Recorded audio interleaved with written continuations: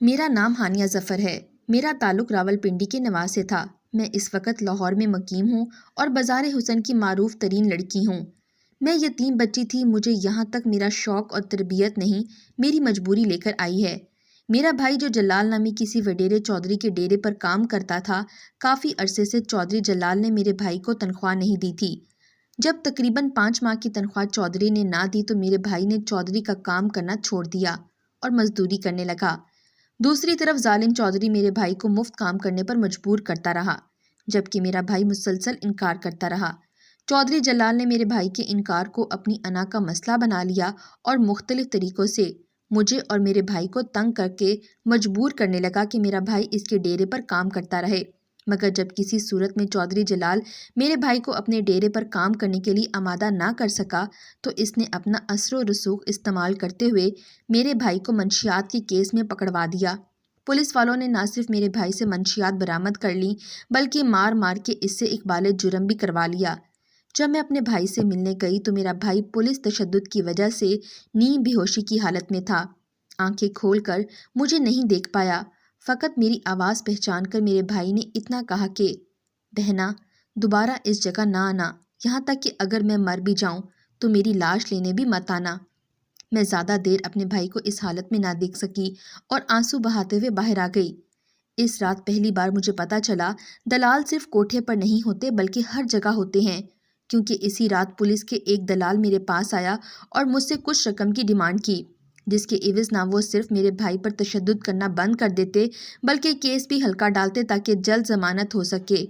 مگر میں لاکھ کوشش کے باوجود بھی وہ رقم نہ جمع کر سکی اور پولیس کے اس دلال کو اپنی مجبوری بتائی، اسے یہ بھی سمجھایا کہ حدیث شریف کا مفہوم ہے، رشوت دینے والا اور رشوت لینے والا دونوں جہنمی ہیں۔ مگر شاید ان لوگوں کو قبر اور خدا یاد نہیں آتا، لہٰذا دوسرے دن مجھے میرے بھائی کا پیغام ملا کہ مجھے آ کر ملو۔ جب میں بھائی سے ملنے گئی تو میرے بھائی کو برہنہ کر کے تشدد کا نشانہ بنایا جا رہا تھا اور میرے بھائی نے مجھے واسطہ دے کر کہا تھا، کسی طرح مجھے ان ظالموں سے بچاؤ۔ اپنے بھائی کی حالت دیکھنے کے بعد میں اسی وقت پولیس کے اس دلال کے پاس پہنچی تھی اور اسے پیسوں کے عوض اپنا جسم پیش کیا تھا۔ میں نے پہلی بار اپنی عزت کے محافظ کی جان بچانے کے لیے لٹا دی۔ میری عزت لوٹ لینے کے عوض اس دلال کے کہنے پر پولیس والوں کی طرف سے میرے بھائی پر ہونے والا جسمانی تشدد بند کر دیا گیا اور میرے بھائی کو جیل بھیج دیا گیا۔ پیچھے کیس کی پیروی کرنے کے لیے فقط میں تھی اور میرے پاس کھانے تک کے پیسے نہ تھے۔ بس کا کرایہ دینے سے لے کر جیل حکام کی رشوت، وکیلوں کی فیس اور باقی اخراجات کے لیے مجھے روز کسی نہ کسی کی بستر کی زینت بننا پڑتا۔ میں اپنی حقیقی زندگی میں ایسے لوگوں کے اصل اور مکروہ چہرے دیکھے ہیں کہ لفظوں میں بیان نہیں کر سکتی۔ میں راولپنڈی سے اٹھ کر لاہور آ بسی اور بہت جلد یہاں بازار حسن میں میرا نام چلنے لگا۔ میری پہنچ بڑھتی گئی، میرا جسم بکتا گیا، یہاں تک کہ میرا بھائی رہا ہو کر باہر آ گیا تو میں نے بھی اس گناہ کی دنیا کو الوداع کہہ دیا اور بھائی کو لے کر گمنامی کی زندگی میں چلی گئی۔ میں اپنے بھائی کی شادی کی تیاریاں کر رہی تھی کہ ایک رات دوران ڈکیتی میرے بھائی کو قتل کر دیا گیا، اور جب میں پولیس سے مدد لینے کے لیے گئی تو مجھے اب بھی وہی مکروہ ذہنیت کے خوف خدا سے عاری لوگ ملے جنہوں نے میرے بھائی کے قتل کی رپورٹ لکھنے کے لیے بھی مجھ سے رشوت طلب کی۔ انہی کے دلالوں نے مجھے ایک بار پھر کوٹھے پر بٹھا دیا اور اس کے بعد کبھی میں کوٹھے سے نہیں اٹھ سکی۔ میں نے خود کو اتنا مضبوط کیا کہ یہ شریف شرفا کی بہنوں بیٹیوں پر سر عام تشدد کرنے والوں کی جرأت نہ پڑے کہ مجھ جیسی طوائف کی دہلیز پار کر سکیں۔ آج جب بھی بازار حسن میں کسی بھی قسم کا چھاپا پڑتا ہے تو سب سے محفوظ پناہ گاہ میرا کوٹھا ہوتا ہے۔ جس دن میں دوبارہ گناہ کی اس دنیا میں آ کر بیٹھی ہوں، اس دن سے لے کر آج تک میں نے کبھی کسی بے سہارا یا مجبور عورت کو اس راہ پر نہیں چلنے دیا۔ میں نے دل میں عہد کیا ہوا ہے کہ جب تک میرا جسم بکنے کی صلاحیت رکھے گا تب تک میں کسی بہن کو، بیٹی کو رشوت دینے کی خاطر جسم نہیں بیچنے دوں گی۔ آج پاکستان میں اکثریت خوف خدا سے عاری اور تنہائی میں انتہائی گھٹیا اور کبھی لوگوں کی ہے۔ مجھے میرے علاقے کے ایسے لوگوں نے نوچا ہے جن کی بیٹیاں میری ہم عمر تھیں۔ جو لوگ محفل میں بیٹھے ہوتے تھے لگتا تھا کہ یہ لوگ زمانے کے سب سے بڑے ولی ہیں۔ میں مجبوری کے دنوں میں ایسے لوگوں کے ہاتھوں بھی لٹی ہوں جو لوگ کئی بار اپنے منہ سے مجھے بیٹی کہہ کر پکار چکے تھے۔ میں اپنی کہانی کے آخر میں نصیحت کرنا چاہوں گی کہ بھلے ہی آپ رشوت لینا نہ چھوڑو، آپ جانتے بوجھتے بھی کھل کر خدا اور اس کے رسول صلی اللہ علیہ وآلہ وسلم کے حکم کی عدولی کرتے ہو تو کرو، مگر مکافات عمل کے ڈر سے فقط اپنی رشوت وصول کرنے کی خاطر کسی کی بیٹی کو جسم بیچنے پر مجبور نہ کرو۔ سندھ سے تعلق رکھنے والی لارے پرویز کے والدین انتہائی نچلے طبقے سے تعلق رکھتے ہیں۔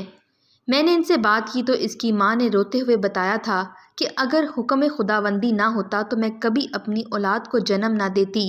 اپنی کوکھ میں ہی مار دیا کرتی، مگر میرے اللہ تعالیٰ کا حکم ہے کہ اولاد کو رزق کے خوف سے قتل نہ کرو، اس لیے میں ایسا کرنے سے باز رہی، ورنہ ایک عرصہ ہوا ہے میرے گھر میں 3 وقت کا کھانا نہیں بنا۔ شاید تقدیر کو بھی میرے مالی حالات کا بہت اچھی طرح اندازہ تھا، اس لیے میری سب سے بڑی بیٹی لارے پرویز کے بعد میرا کوئی بھی بچہ ایسا نہیں جس نے میرے سینے سے ملنے والی غذا کے علاوہ دنیا کے رزق کا ایک بھی دانہ کھایا ہو، بلکہ میرے سینے سے ملنے والی غذا ابھی ختم نہ ہوتی تھی کہ ان کے آخری سفر کا وقت آ جاتا اور موت انہیں لے جاتی۔ میں اس امتحان کی گھڑی میں بھی صبر پر قائم رہتی اور اسے اللہ تعالیٰ کی رضا سمجھ کر قبول کر لیتی کہ یہ بچے میرے لیے آخرت میں بخشش کا ذریعہ بنیں گے، یہ صبر میرے لیے جہنم سے آزادی کا ذریعہ بنے گا۔ مجھے اللہ تعالیٰ سے نہ کبھی پہلے کوئی شکوہ تھا نہ آج کوئی شکوہ ہے، مگر میں مخلوق خدا سے ڈر گئی ہوں۔ مجھے اس اشرف المخلوقات انسان سے ڈر لگتا ہے۔ میں اماں حوا کی بیٹی ہوں، مگر مجھے اپنے باپ کی اولاد ابن آدم سے ڈر لگتا ہے۔ آج انسان کے دل خوف خدا اور محبت خدا سے خالی ہیں۔ آج اسلام کے قلعے پاکستان میں کسی غریب کی بیٹی محفوظ نہیں۔ آج قانون کے رکھوالے ہی ہماری عزت کے لٹیروں کے محافظ بن جاتے ہیں۔ میرا شوہر میاں پرویز محنت مزدوری کر کے گزارا کر رہا تھا کہ پچھلے کچھ عرصے سے مقامی وڈیرا ہمیں مجبور کرتا تھا کہ اپنی بیٹی کا نکاح مجھ سے کرو، میں نے 1 مہینہ آپ کی بیٹی کو رکھنا ہے پھر طلاق دے دوں گا، مگر ہم لوگ انکاری تھے۔ مجھے تو پتا تھا کہ مقامی وڈیرے کی نظر ہماری بیٹی پر پڑ گئی ہے، اب ہماری بیٹی کسی قیمت پر محفوظ نہیں رہ سکتی، اس لیے میں نے اپنے شوہر کو یہ علاقہ چھوڑ کر کہیں اور جا بسنے کا کہا، مگر میرے شوہر نے نم آنکھوں کے ساتھ کہا کہ کہیں اور بھی بسے تو اس وڈیرے سے بڑا فرعون وہاں بیٹھا ہوگا، ہم لوگ پنچایت سے مدد لیتے ہیں، نہیں تو پھر قانون کی مدد لیں گے۔ میں جانتی تھی یہ قانون وڈیروں کی داشتہ ہے، اس قانون کے نام نہاد محافظ اس کے سب سے بڑے دلال ہیں، مگر شاید میرا شوہر کسی اور وہم میں مبتلا تھا، اسے امید تھی کہ پنچایت کسی فیصلے پر نہ بھی پہنچ سکے تو قانون اس کی بیٹی کو وڈیروں سے محفوظ رکھ لے گا۔ شاید وہ بھول گیا تھا کہ سندھ کے وڈیروں نے تو سینے سے قرآن پاک لگائے ہوئی بیٹی کو بھی نہیں چھوڑا تھا، انہوں نے نہ صرف قرآن پاک کا لحاظ کی بنا گولیاں چلا دی تھی بلکہ گولی قرآن پاک کو شہید کر کے معصوم بیٹی کی سینے کو بھی چیرتی ہوئی گزر گئی تھی، مگر اس کے باوجود اسلامی قلعے کے قانون سے مجرموں کو ضمانت مل گئی، حتیٰ کہ قرآن پاک کی حفاظت کا ذمہ اللہ تعالیٰ نے خود لے رکھا ہے، اور میرا یقین ہے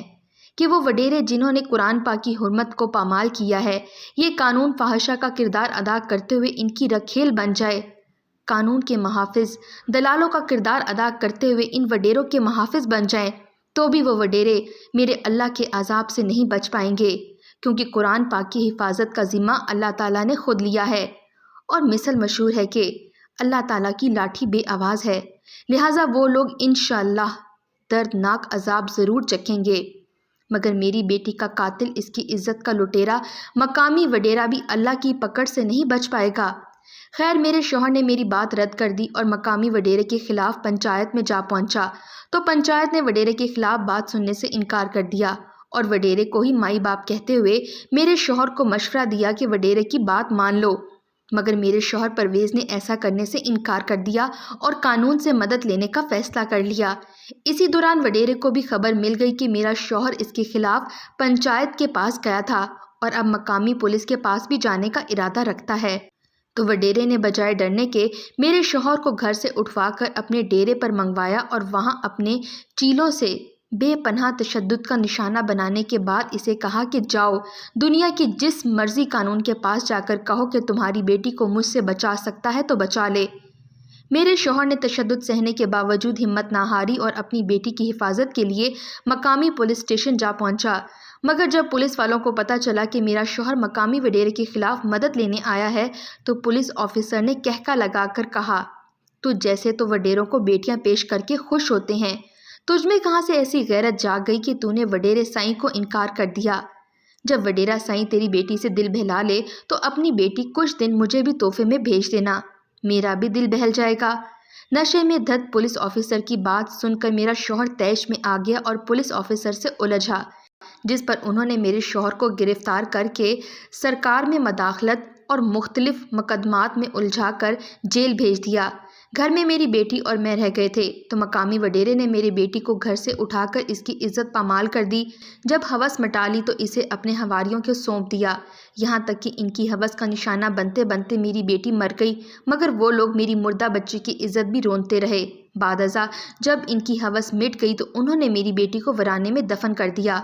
آج 4 ماہ بعد میری بیٹی کی لاش ملی ہے، جس کا پوسٹ مارٹم ہوا، مگر میرے وڈیرے کا نام بتانے کے باوجود پولیس نے نامعلوم افراد کے خلاف مقدمہ درج کیا۔ جب مجھے یقین ہو گیا کہ ان لوگوں کے دلوں میں خوف خدا نہیں، یہ لوگ امت محمدیہ صلی اللہ علیہ وآلہ وسلم کی لوٹی ہوئی بیٹی کے مجرم کو سزا دینے کی بجائے اس کے محافظ بن گئے ہیں، تو میں نے پولیس کی اس پیشکش کے عوض کیس واپس لے لیا۔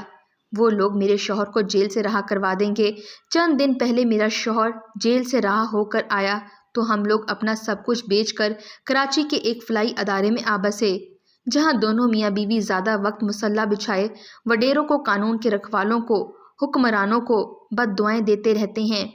انشاءاللہ ایک دن ہم جیسے مظلوموں کی دعائیں سنی جائیں گی اور قوم نوح یا قوم لوط جیسے عذاب کے ذریعے یہ ظالم لوگ اپنے انجام کو پہنچیں گے، انشاءاللہ۔